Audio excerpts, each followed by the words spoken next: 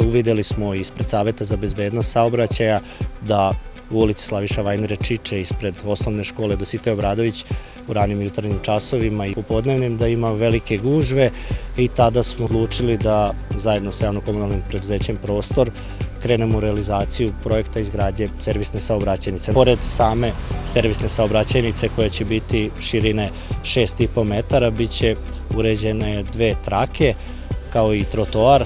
Pored ove 2 trake biće jedna zaustavna traka sa parkinzima gdje će moći roditelji bezbedno da dovezu svoju decu do škole. Nakon završetka ovih radova očekuju nas radovi na izgradnji još jedne servisne saobraćajnice kod vrtića u Sportskoj kako bismo vozila odvojili od saobraćajnice i kako bi naši sugrađani što bezbednije dovozili decu do vrtića.